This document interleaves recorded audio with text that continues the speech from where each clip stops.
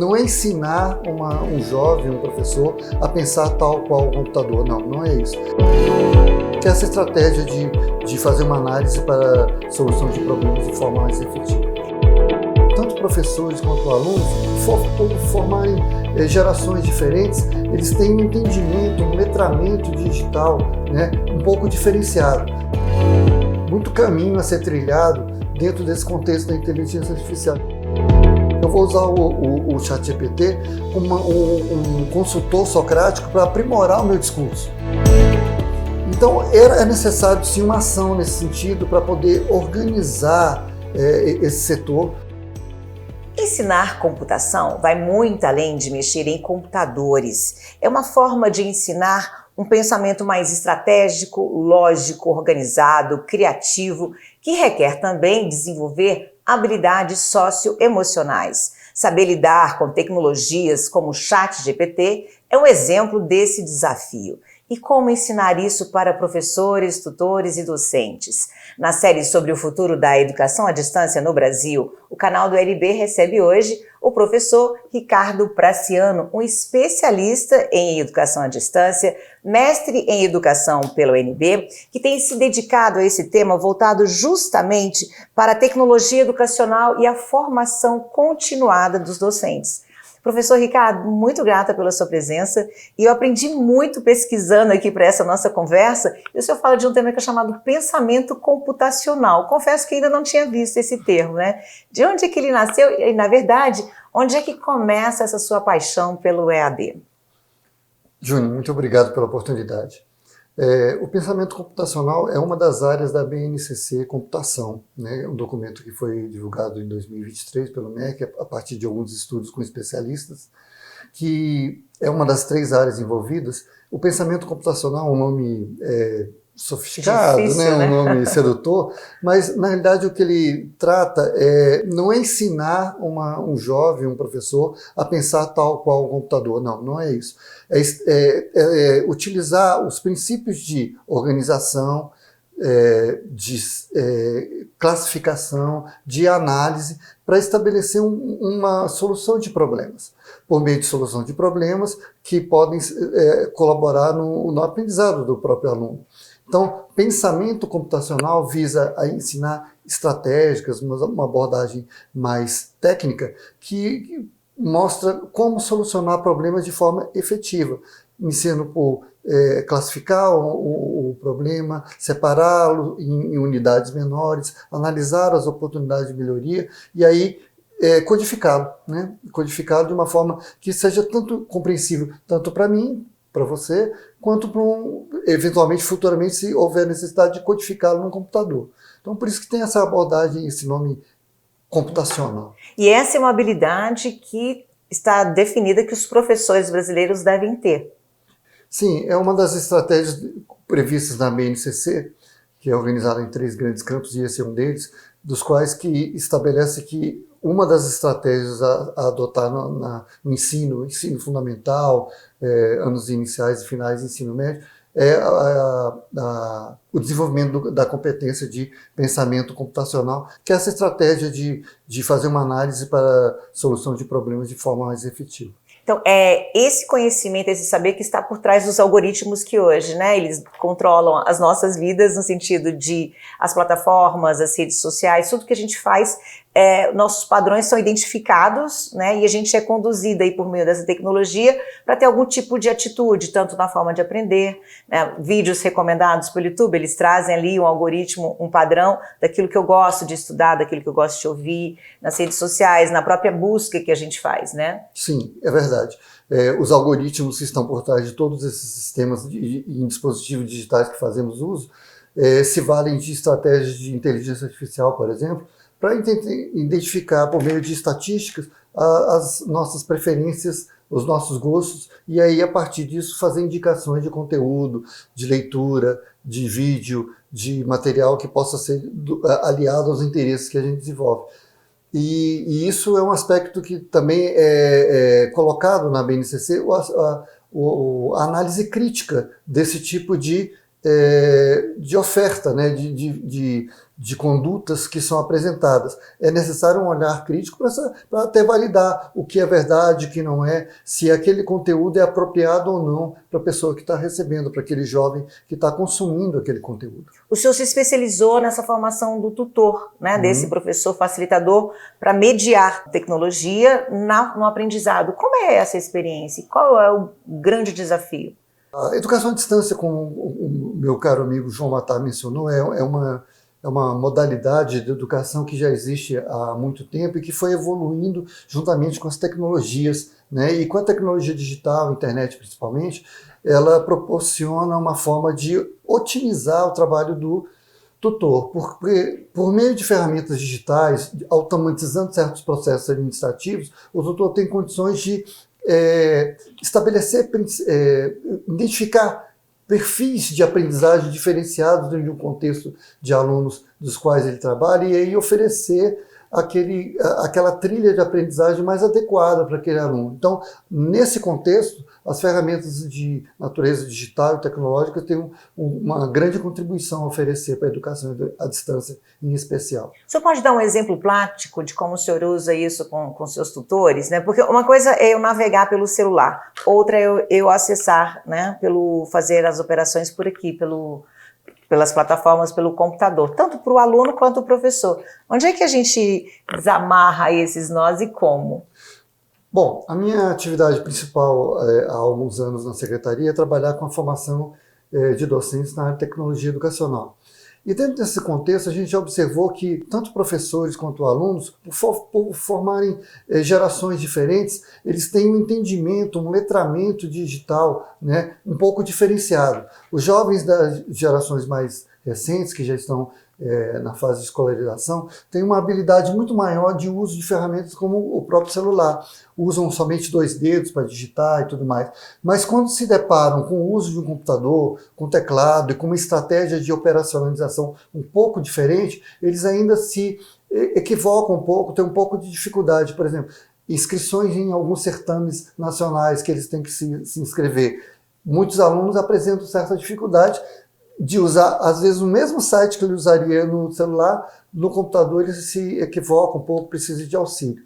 Então, o meu trabalho como formador de docentes na área de tecnologia educacional é tentar apresentar não só ferramentas, vender ferramentas, digamos assim, capacitá-los do ponto de vista operacional, mas estabelecer uma visão crítica do que essas ferramentas podem oferecer como suporte à aula, como suporte à aprendizagem e como que o aluno pode aprimorar seu letramento digital por meio dessas ferramentas. O senhor poderia destacar alguma iniciativa interessante, alguma prática, né, que se tem aqui no DF, que pode ser replicada pelo Brasil? Bom, nós estamos num momento na atuação, na equipe que eu faço parte em Taguatinga, uma cidade, uma região aqui de Brasília, com uma formação na plataforma, uma plataforma de criação de design, né? Essa plataforma ela foi concebida para... é uma plataforma de design para não designers, ou seja, ela é muito intuitiva, ela permite que ela já traz muitas ferramentas prontas e modelos pré-concebidos que faz com que o professor, de posse daquele material, possa conceber materiais muito mais ricos do ponto de vista visual e de conteúdo também, por que não? E essa iniciativa vai durar agora o segundo semestre totalmente, né, ao longo do segundo semestre. Ela visa proporcionar aos professores condições de apresentar trabalhos visualmente mais ricos e que sejam mais estimulantes e proporcionem mais interesse por parte dos alunos. Porque hoje, né, professor, um vídeo de 20 minutos virou um longa-metragem, né? As pessoas não conseguem assistir ele sem ouvir no 1.5 e essa forma, né, de atenção é um grande desafio para o tutor, o mediador, o facilitador numa sala de aula, né? Exatamente. É a chamada economia da atenção, né? Por meio do qual eu tenho que pensar, né, estratégias que, por meio de um tempo relativamente curto, eu ofereça um conteúdo que seja estimulante, que seja visualmente criativo, que me permita explorar aquilo mais. Por exemplo, existe uma estratégia no passado aqui em Brasília, que que você passava suco de morango grátis. Quando você ia lá, era um copinho de morango. Ao beber o suco, o usuário ficava tentado, não, eu quero mais. Aí ele comprava o copo, comprava a garrafa de suco de morango. Então, a minha estratégia é gerar esse gostinho de algo mais. Por meio desse estímulo inicial, com uma estratégia sedutora, uma estratégia que seja estimulante, o aluno espera-se que o aluno investigue mais, se sinta estimulado até mesmo a criar, né, conteúdos semelhantes com uma abordagem um pouco mais aprofundada. Mesmo porque esse aprendizado hoje ele requer essa colaboração, né? Você aprender juntos, vivenciando a experiência, essa coisa do fazer na prática está muito em alta, né? O próprio YouTube a gente tem, né? O do it yourself. Hoje eu posso aprender aqui, só que eu me perco, eu preciso exatamente desse filtro que alguém me trilhe, construa essa trilha do conhecimento para uma habilidade que eu desejo desenvolver, né? Nesse sentido, o senhor fala de que a inteligência artificial não estaria sendo bem compreendida por alunos e professores? É uma área que, do ponto de vista de acesso generalizado, ela se tornou mais recente há poucos anos, né? É uma área que já vem sendo estudada desde 45, 35, mas para se tornar assim pública, né, com artefatos dos quais todos nós podemos utilizar, ela é relativamente recente. E um segmento dela, a internet, a inteligência artificial generativa, é muito mais recente ainda, tem cerca de um ano e pouco, que se tornou popular entre as pessoas. E então, nós estamos ainda se adaptando, né, porque como processo tecnológico ele é muito dinâmico também. Já existem versões novas capazes de executar tarefas que até pouco tempo eram impensadas, como, por exemplo, uma dublagem com a minha própria voz em um outro idioma do qual eu não domino. Né? É uma das capacidades que a inteligência artificial proporciona. Então, a minha função como formador é apresentar também, dentro desse contexto tão recente, tão novo e tão cheio de desafios, as possibilidades de uso, né? Mostrar para os meus professores que os seus alunos já fazem uso dessas ferramentas. Então, se eles já fazem uso, bloquear ou proibir não é a melhor estratégia. Então, seria interessante convidá-los a trabalhar juntos, conforme você mencionou, uma educação colaborativa, que ao invés de isolar as pessoas, ela convida para o compartilhamento, para experimentar junto, né? Vamos conhecer essa ferramenta. Será que ela pode me ajudar a fazer textos? Os textos que ela gera são interessantes? São factíveis? Será que essas fontes citadas são verdadeiras? Será que essas imagens que eu gero aqui, que antes eu teria que procurar na internet uma imagem e essa imagem tem direitos autorais, será que eu não poderia criar uma imagem eu mesmo por meio da ferramenta de inteligência artificial e poder usar essa imagem até para comercializar ou ilustrar algum trabalho que eu desejo fazer? Então, existem muitas potencialidades, muito caminho a ser trilhado dentro desse contexto da inteligência artificial. Então, eu procuro levantar essas questões, não apresento muitas respostas, mas mais as perguntas dos potenciais usos dessa ferramenta, né? E aí, com esse diálogo, essas reflexões, a gente vai caminhando dentro do contexto das formações que estamos propiciando. Pois é, professor, mas nesse contexto da inteligência artificial, né, do mundo dos prompts, fazer perguntas é o caminho, né? A máquina, para que a máquina atenda, resolva ali um problema que você deseja resolver com ela, com o robô, você precisa fazer perguntas inteligentes. Então você precisa suscitar esse pensamento curioso de explorador, ou seja, você precisa que esse aluno, esse professor, seja proativo, ele não está ali passando, esperando alguém falar. Né? Uhum. E eu vejo muita dificuldade das pessoas hoje de não saber dessa arte de fazer perguntas. Né? As perguntas que vão me permitir que a máquina efetivamente atenda aquilo que eu desejo. O ChatGPT vem nos ensinando sobre isso. Exatamente. Né? Inteligência artificial, de como fazer esses prompts e essas perguntas. E eu me lembro que o senhor contou a história do seu neto, né? Que foi mostrar o senhor levou seu neto de 10 anos para mostrar como é possível usar o ChatGPT na condição de aluno para os professores. Isso. Foi uma experiência muito interessante. Pensando nessas oficinas, né, nessas formações das quais eu tenho trabalhado, eu descobri que meu neto havia feito um trabalho com o ChatGPT, né? Ele foi instado pela professora a fazer um texto E aí ele questionou se poderia usar a ferramenta, a professora permitiu, ele produziu um texto usando a ferramenta, o Copilot, se eu não me engano, e depois apresentou o texto para validação, a professora fez ajustes, ele voltou, refez, ajustou e concluiu o trabalho nesse contexto. Quando eu soube disso, eu achei uma ótima oportunidade de mostrar como que está sendo essa utilização, né? Se os professores, se meus colegas têm alguma dúvida de que seus alunos fazem uso, foi uma ótima oportunidade de levar, né? Uma prova. Eu levei na minha aula e ele se apresentou e contou toda essa historinha de como que ele fez e tudo mais, e foi, bom, na condição de avô, foi uma experiência encantadora. Ele agradou e mostrou que é possível fazer uso, né? E eu achei interessante ele abrir, né, para a professora que gostaria de usar e ela até permitir. Então, assim, não houve um falseamento de um texto que ele entregou como sendo dele, não, ele falou que iria usar e ela o orientou como fazer. Então, eu acredito que esse é um caminho interessante. Uma das ótimas alternativas de utilizar o ChatGPT, Júnior, o Diogo Cortes é um pesquisador relevante nessa área aqui no Brasil, do qual eu acompanho os trabalhos, ele mencionou como o opositor socrático. Imagine que eu estou usando o seu computador e o ChatGPT. Então, eu vou usar o ChatGPT como um consultor socrático para aprimorar o meu discurso. Então, eu vou fazendo perguntas, solicitando ajustes, questionando sobre as respostas que ele está me dando, para tentar, ao final, proporcionar um discurso, uma fala, uma palestra que seja mais rica.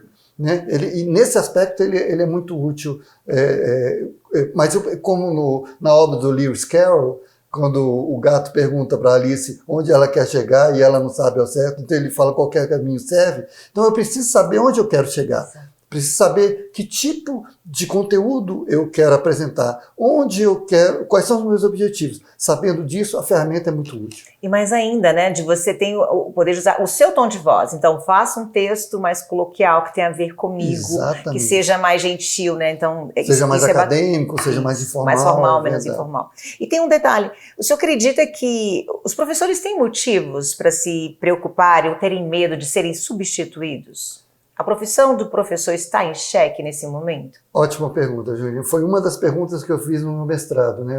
No meu mestrado, eu procurei levantar informações sobre a percepção dos meus colegas professores sobre a IA. E eu perguntava isso. Você tem medo?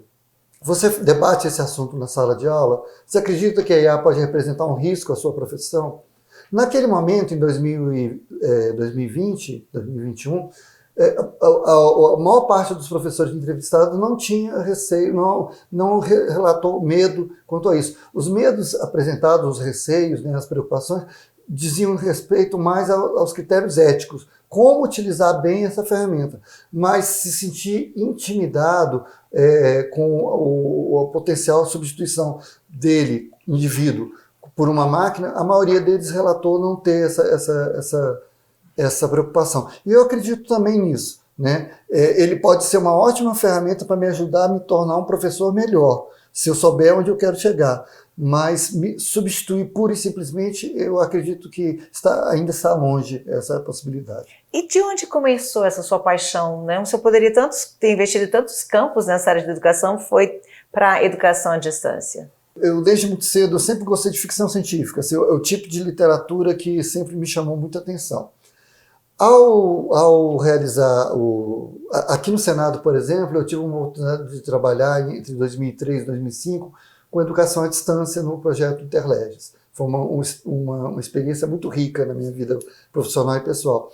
Então, a partir daquele momento, eu comecei vendo as potencialidades que a educação à distância já oferecia, que eu já tinha uma experiência menor, anterior, e aqui ela se estabeleceu. Eu tive o interesse de aprofundar meus estudos nesse campo de conhecimento. E aí iniciei os estudos e me tornei especialista em educação à distância. E agora, no mestrado, foi tentando selecionar o tema para construir a minha pesquisa, eu localizei um trabalho de uma professora alemã, Annabel Lindner, que procurou identificar, juntamente com os professores dela lá na Alemanha, como eles percebiam essa questão de inteligência artificial, sendo que eles não haviam sido preparados para essa formação durante a faculdade. Então, como é que eles percebiam ensinar algo que eles necessariamente não tinham background, né, um retorno, né, uma formação específica anterior. E aí eu achei interessante essa abordagem e procurei adaptá-la ao contexto brasileiro, Brasília aqui, fazendo uma abordagem semelhante. Então, o meu interesse por educação à distância e inteligência artificial nasceu dessas pesquisas acadêmicas. Professor, e Brasília vai ser a capital nacional, né, da educação à distância, em setembro no Congresso. Qual é a contribuição que o senhor deseja levar no painel de que o senhor vai participar, né, que é IA e Educação, uma mesa redonda com a professora Vani? Qual é o foco?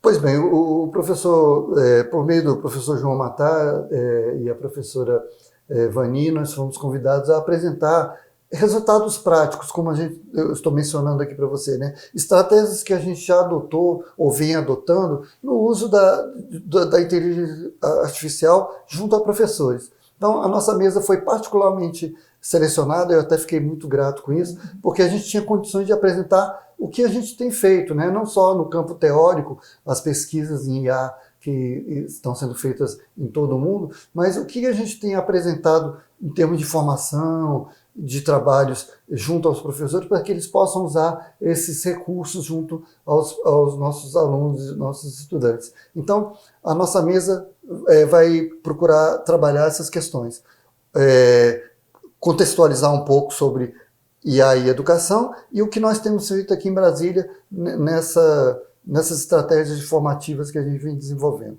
Professor, e como é que o senhor avalia essa decisão do MEC, né, de criar um novo marco regulatório também nesse processo de mexer nas regras? Houve essa explosão, os modelos são muito diversos ao longo desse país que é tão diferente. Qual é o seu posicionamento em relação a essas novas regras para a inteligência artificial, para a educação à distância?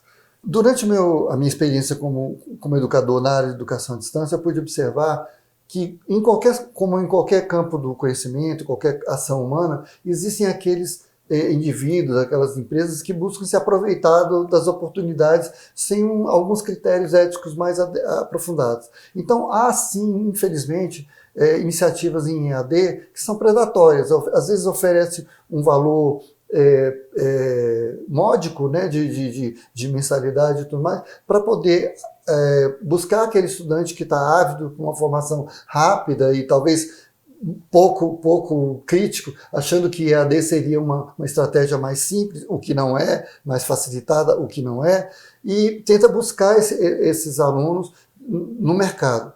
Então, é necessário sim uma ação nesse sentido para poder organizar esse setor, porque muitas iniciativas predatórias estavam ocorrendo. Mas não é justo também colocar toda a educação à distância no mesmo balaio, porque há iniciativas extremamente vantajosas, positivas e de excelência. Por exemplo, a FGV Online é uma delas, né? A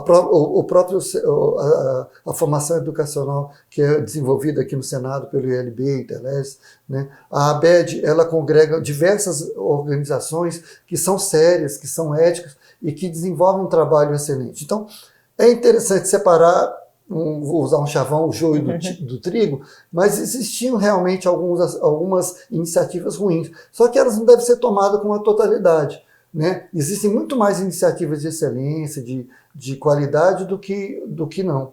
Mas sim, vamos ver como que o marco legal vai ser construído, né, agora no segundo semestre, para que no início do ano que vem essa situação toda esteja organizada e a educação à distância seja devidamente valorizada, como ela deve ser. Professor, então o que se requer para que a gente faça um curso de graduação à distância de qualidade e excelência e aprenda, né? A educação à distância, muitas vezes, ela é vendida de uma forma equivocada como algo mais fácil do que a educação convencional, o que não é verdade, né? Para se desempenhar um bom curso à distância, você precisa de organização, né? Você vai estar sozinho, você não vai ter um colega do lado ali na sala de aula para trocar informações, conversar. Então você precisa organizar o seu tempo, organizar seu espaço de estudo para tentar não se desvincular daquele momento ali com outras distrações. Então, desempenhar um curso à distância, por um aspecto, é até mais aprofundado, mais complexo, exige mais dedicação do que um curso convencional, porque você está numa situação não exatamente sozinha, você vai ter, obviamente, colegas, professores, uma organização por trás daquilo, mas no seu momento de estudo você vai estar ali sozinho, isolado, e que você deve desempenhar de uma forma adequada. Então, é necessário muita organização. A educação à distância não é para todos, né? Ela não pode ser vendida para todos como uma solução que resolve todos os problemas, não é. Então, ela requer um tipo de profissional que está disposto a dedicar parte do tempo, mas ele não pode entender que vou fazer de qualquer jeito que eu vou conseguir. Não, se fizer de qualquer jeito, não vai obter os resultados esperados. É necessário uma dedicação, um aprofundamento, trocas, saber fazer as perguntas adequadas, né? Porque muitas vezes o aprendizado se dá pela forma de construir as perguntas e não necessariamente pelas respostas, né? Às vezes fica ávido por isso, mas necessariamente não é assim. Interessante que o Daniel Ximenes, diretor da séries, ele diz que o mantra do MEC, né, nessa construção do marco regulatório, é evitar o ligeiramento da formação e o isolacionismo do aluno. Faz sentido? Sem dúvida. Uma ótima estratégia para EAD num país como o nosso é chegar naqueles lugares onde normalmente a educação formal não chegaria, né? Por exemplo, há uma iniciativa de um centro de formulação de mídias lá no Amazonas, que é um lugar estratégico para isso. Porque há lugares, por exemplo, na cheia dos rios, onde a cidade, boa parte da cidade, fica toda submersa, né? Então, como a educação poderia chegar num lugar desse se não for numa modalidade à distância, né? Se eu não tiver, de repente, um polo lá de suporte e tudo mais, mas que permita que eu possa dar continuidade aos meus estudos, né? Lugares muito remotamente distantes precisam de uma estrutura tecnológica que hoje a gente já tem condições de oferecer, que permita que aquele indivíduo, aquela comunidade possa ter acesso à educação. Mas, por outro lado, também é preciso que o governo tenha os referenciais de avaliação desses polos, porque existem mais de 50 mil polos EAD no Brasil, né? Sem dúvida. E com qualidades diferentes. Como avaliar esses polos, do seu ponto de vista? Nesse contexto, essa criação desse novo marco, esse novo marco é fundamental nesse sentido, para estabelecer esses critérios de qualidade, para não ser de qualquer jeito, né? Só uma oportunidade de negócio que vai viabilizar lucros, não. É uma oportunidade de negócio que vai viabilizar lucros? Sim, também. Mas ela tem que proporcionar condições de qualidade que ofereçam educação de um nível adequado para aquele indivíduo, né? Dependendo do nível, se é um nível fundamental, um nível técnico, ou superior, até pós-graduação. Na Europa, há iniciativas como a UNAED, lá na Espanha, que oferecem educação de nível superior de altíssimo nível. A Open University é um grande exemplo disso, né? Há anos ela oferece educação de altíssimo nível para graduação e pós-graduação, né? Então, é possível construir, mas, obviamente, com referenciais de qualidade e tudo. A gente ainda está nessa era da certificação, né? As pessoas valorizam muito no Brasil, tanto o diploma como a certificação. E tem essa comparação, um diploma tradicional das universidades, que tem todo um histórico e todo um investimento aí no presencial, e essa certificação em EAD. O senhor acha que esse duelo vai acabar, ou hoje já está caminhando de você valorizar alguém que tem uma formação que não seja formal, né, no sentido convencional que a gente aprendeu a ver no Brasil? Novamente citando o João também, ele nesse contexto, até na fala que ele teve com você, Júlio, ele acha que uma das melhores estratégias é unir os dois mundos, né, o ensino híbrido, ou seja, iniciativas de educação à distância para compensar aquele momento que o aluno pode estar dedicado numa sala de aula, mas pode estar estudando no trabalho, na escola, em um outro ambiente qualquer, com iniciativas presenciais. Então, talvez esse seja a melhor estratégia, né? A construção híbrida, pegando o melhor o que cada das modalidades pode oferecer. Mas, por exemplo, pegando o exemplo aí do seu neto, né? Uhum. O senhor é responsável pela educação do seu neto. Qual o caminho que o senhor indicaria para que ele seja um jovem, um adulto, apaixonado pelo que faz, que tem um propósito, consiga ter a contribuição dele nesse mundo fazendo o que ama? Qual seria essa trilha de educação que o senhor sugeriria para ele? Bom, como a gente estava conversando anteriormente, eu e você, né, o Cláudio, nós vivemos uma escola um pouco diferente do que ela exige hoje, né? A gente estava acostumado mais com uma escola de apresentação de conteúdos, né, de leitura de enciclopédias e tudo mais. Hoje, no caso do próprio Ricardinho, ele tem uma dinâmica de aprendizado muito diferente, né? Ele gosta de experimentar. Quando eu o convido para fazer alguma coisa, um prato, montar alguma coisa e tal, ele se sente muito mais estimulado. Então, até mesmo existe um campo chamado cultura maker, né, de produzir objetos, de construir, de programar, de imprimir impressoras 3D, de trabalhar com programação, que é muito mais, que chama muito mais ao estímulo, né, os estudantes de forma geral, porque eles têm aquela ideia de mão na massa, de construir alguma coisa. Então, acho que essa é uma estratégia vindoura e que deve permanecer por muito tempo, porque ela alia tanto conhecimentos teóricos como práticos. Agora, professor, também esse é um desafio da atenção, de ser interessante para a andragogia, para o adulto, né? Para o cérebro do adulto, sobretudo sobrecarregado por tantas demandas de trabalho, você parar para aprender, e a gente está sendo convidado para esse, você nunca mais vai parar de aprender e de estudar, né? Por conta dessa velocidade dos desafios que surgem a cada momento, né? Então, isso para o adulto, para o professor, que está seguindo essa jornada de ter que aprender, também vale, né? Sem dúvida, né? A educação ao longo da vida, né? Como você mencionou, né? Até algumas vertentes espirituais defendem isso, né? O espiritismo, por exemplo, que você deve aprender a vida toda. E aprender, né? A desaprender também. E aprender a desaprender. Saber como se desconectar também, porque indiscutivelmente, nós estamos muito acelerados, né? Muito conectados demais. Então, é importante saber que há momentos para estar envolvidos profissionalmente, conectados e tudo mais, mas há momentos para meditação, para calma, para condução, porque do ponto de vista emocional e até mesmo espiritual, por que não, é importante, as pausas são importantes, né? Você saber se desligar e fazer aquela, digamos, faxina espiritual da sua mente, dos seus pensamentos, para poder até dar continuidade, né? Ter um bom equilíbrio emocional para lidar com os desafios diários. Professor Ricardo Praciano, muito grata pela sua presença e gostaria de acrescentar alguma coisa de que a gente não falou?